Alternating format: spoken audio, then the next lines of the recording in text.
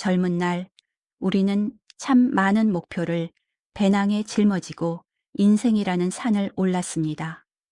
더 높은 곳, 더 안정적인 곳, 더 남들이 부러워하는 곳을 향해서 말이죠.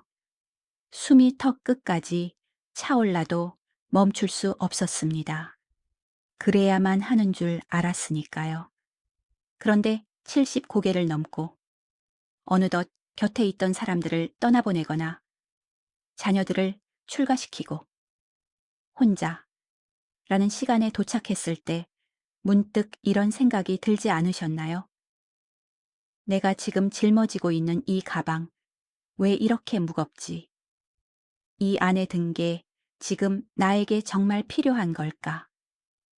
우리가 평생 쫓아왔던 거창한 인생 목표들 중 상당수는 사실 70세가 넘은 지금의 우리에게는 유통기한이 지난 것들입니다. 마치 거실 한 구석에 놓인 거대한 러닝머신 같습니다. 빨래거리로만 쓰면서 자리를 차지하고 먼지만 쌓여가는데 비싼 돈 주고 샀다는 이유로 언젠가 쓸 거라는 막연한 기대 때문에 버리지 못하고 죄책감만 느끼는 그런 애물단지 말입니다. 하지만 혼자 산다는 것은 인생 게임의 규칙이 완전히 바뀌었다는 뜻입니다. 이제 당신은 누구에게 잘 보일 필요도 없고 사회가 정해놓은 가상의 점수판에 전전긍긍할 필요도 없습니다. 오늘 우리는 당신의 배낭을 열어 이제는 과감히 덜어내야 할 10가지 돌덩이들에 대해 이야기해 보려 합니다.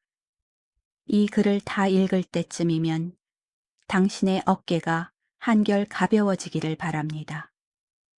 얼마가 있어야 안심이 될까요? 대한민국에서 평생을 살아오신 분들에게 저축과 절약은 종교와도 같습니다. 우리는 늘 미래를 위해 오늘을 희생했습니다. 은퇴 후에도 마찬가지입니다. 병원비가 많이 들면 어쩌지? 자식들한테 손 벌리면 안 되는데 하는 두려움 때문에 통장의 숫자에 집착합니다. 많은 전문가들이 노후 자금 10억이 필요하다, 5억이 필요하다며 공포를 조장합니다. 그래서일까요?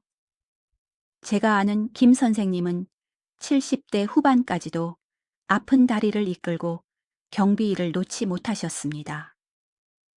생활비는 연금으로도 충분했지만 혹시 모를 큰일을 대비해 5천만 원만 더 모으겠다는 목표 때문이었습니다.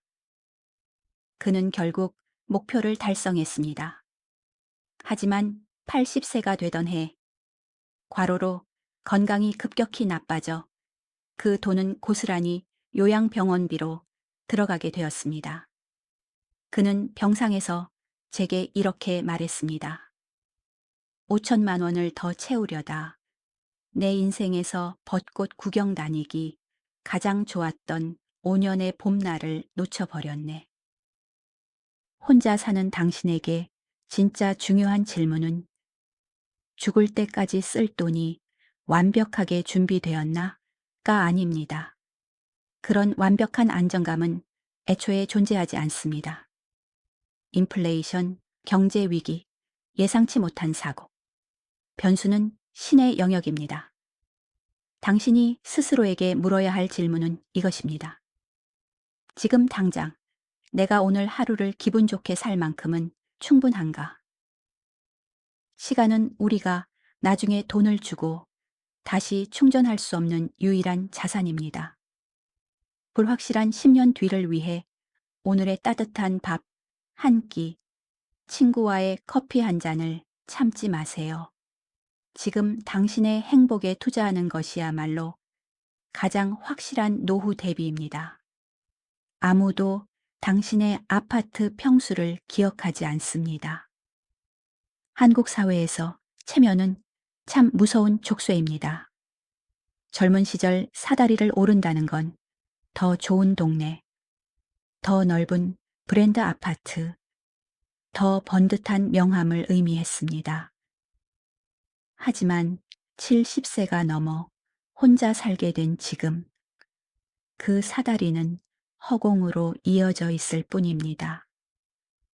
과거 어울리던 사람들의 수준에 맞추기 위해 혹은 1년에 두어 번 오는 자식들이 불편할까봐 40평, 50평대 아파트를 혼자 지키고 계신 분들을 봅니다. 관리비는 부담스럽고 청소는 힘에 부치고 겨울엔 난방비 걱정에 거실 보일러도 제대로 못 틀면서 말이죠. 그러면서도 이 나이에 집 줄여가면 남들이 망했다고 생각할까봐 걱정합니다. 하지만 기억하십시오.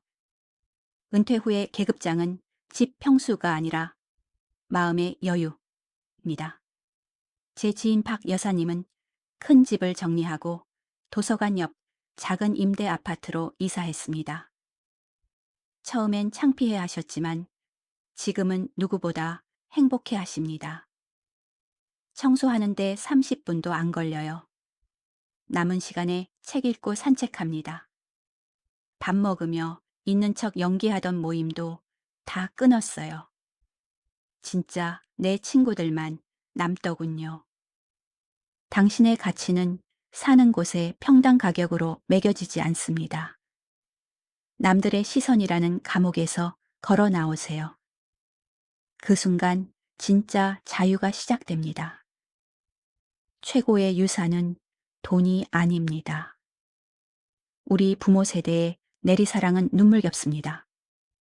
본인은 곰팡이 핀 옷을 입고 떨이 과일을 사 먹으면서도 자식에게는 집 한 채, 아니면 넉넉한 현금이라도 남겨줘야 부모 노릇을 다 했다고 생각합니다.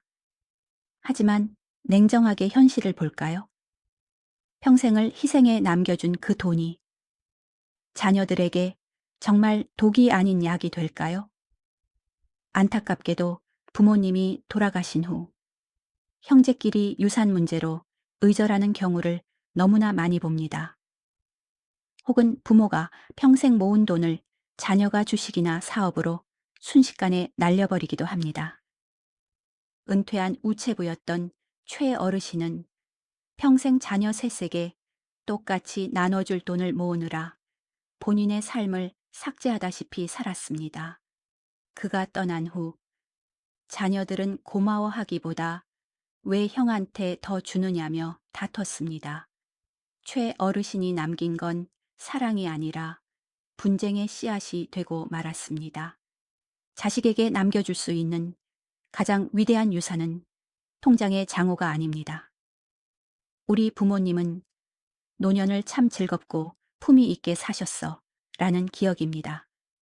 살아계실 때 자녀와 함께 맛있는 것을 먹고 여행을 가고 손을 잡아주는 추억을 남기세요.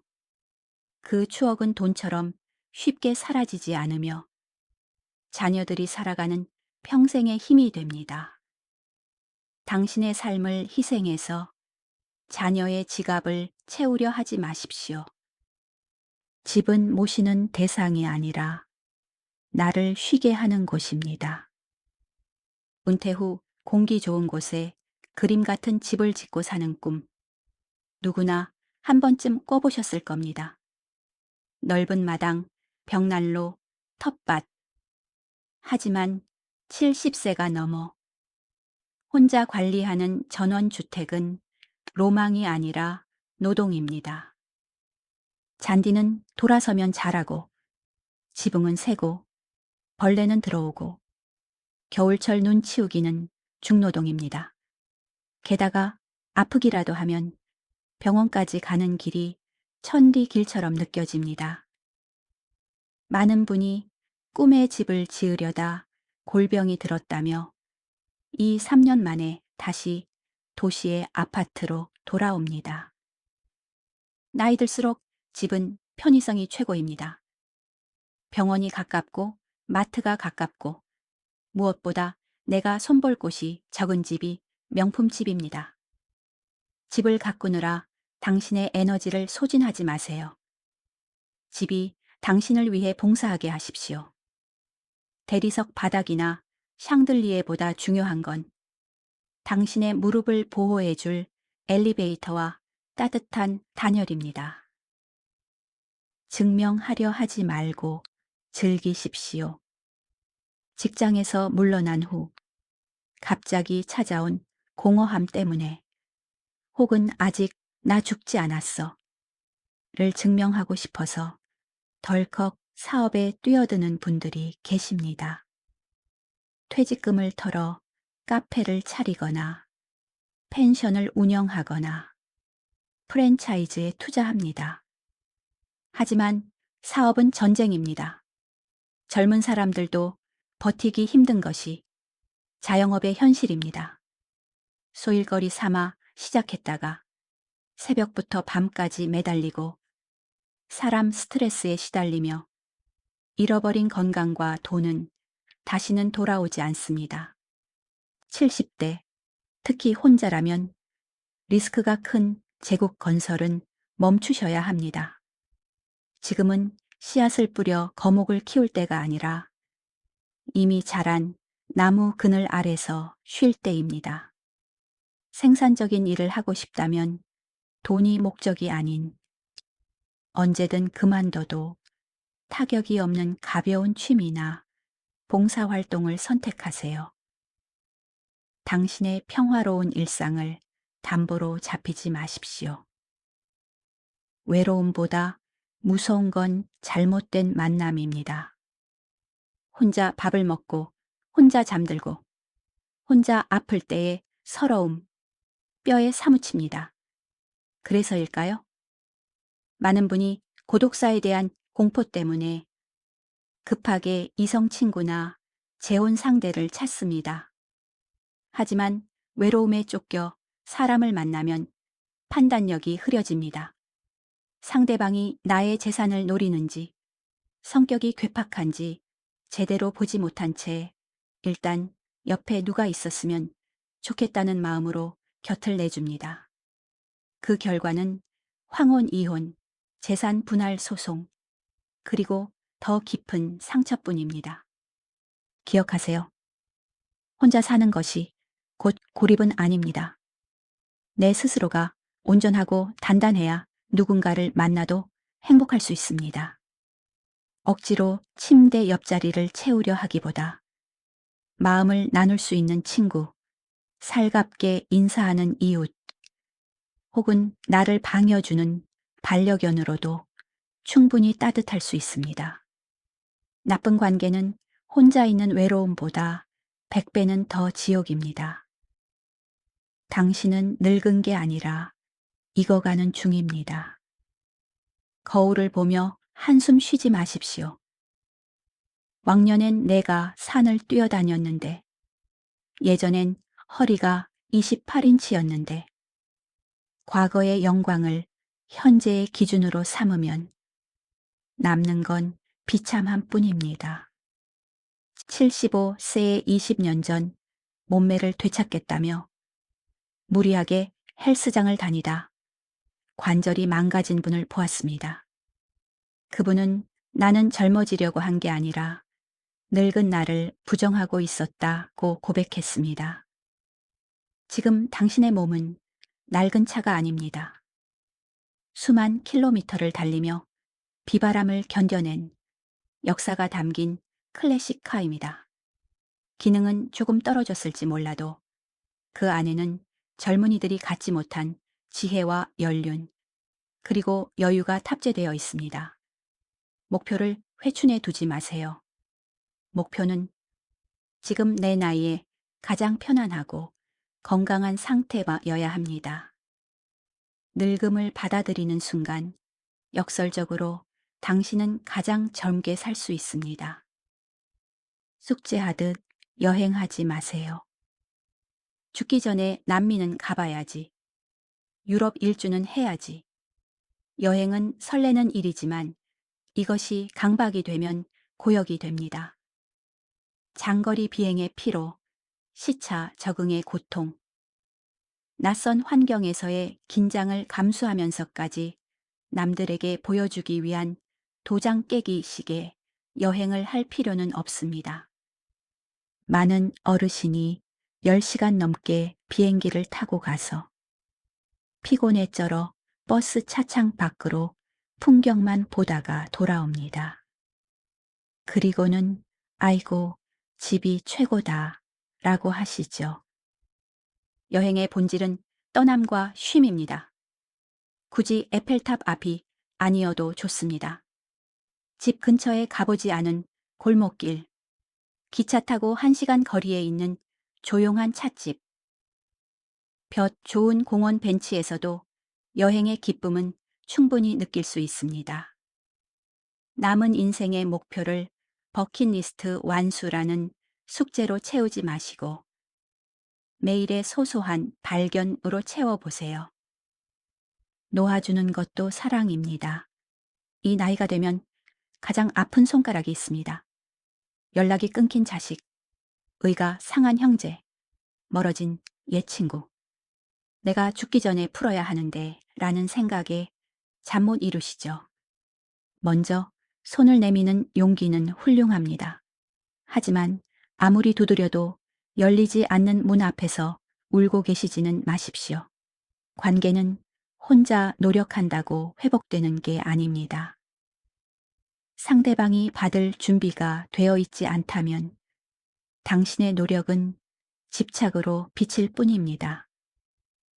이제는 그만 죄책감을 내려놓으세요. 당신의 탓이 아닙니다. 시절의 인연이 다했을 뿐입니다.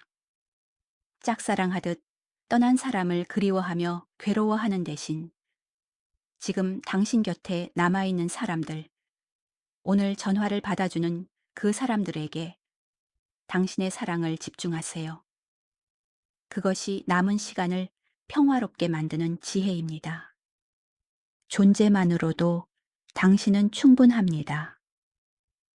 은퇴 후 가장 견디기 힘든 것은 내가 사회적으로 쓸모없는 존재가 된 것 같다는 느낌입니다. 그래서 많은 분이 자신을 혹사합니다. 복지관 감투란 감투는 다 쓰고 자원봉사에 매달리고 젊은 사람들 유행을 배우려 애씁니다. 나 아직 안 죽었어 라고 외치고 싶은 것이지요. 하지만 그렇게 바쁘게 움직여야만 당신이 가치 있는 사람일까요? 아닙니다. 당신은 지난 수십 년간 치열하게 일했고 가족을 부양했고 사회에 기여했습니다. 이제는 훈장처럼 주어진 쉼을 누릴 자격이 충분합니다. 주변 사람들은 당신의 직함이나 능력을 사랑하는 게 아닙니다. 그저 넉넉한 웃음으로 맞아주는 당신, 인생의 지혜를 들려주는 당신, 함께 밥을 먹는 당신의 존재 자체를 사랑하는 것입니다. 무언가를 하지 않아도 당신은 존재함으로써 이미 빛나는 사람입니다. 사랑하는 인생의 선배님, 지금까지 말씀드린 10가지를 내려놓는다는 건 결코 포기나 패배가 아닙니다. 그것은 선택입니다. 불안 대신 평화를 선택하는 일, 남의 시선 대신 나의 만족을 선택하는 일, 막연한 내일 대신 확실한 오늘을 선택하는 일입니다. 이제 그 무거운 배낭을 내려놓고 가벼운 옷차림으로 동네 산책을 나가보시는 건 어떨까요? 길가에 핀 꽃 한 송이, 뺨을 스치는 바람, 따뜻한 커피향. 러닝머신 위에서는 결코 느낄 수 없었던 진짜 인생의 맛이 그곳에 있을 겁니다. 당신의 70대 이후가 의무감이 아닌 설렘으로 가득 차기를 진심으로 응원합니다.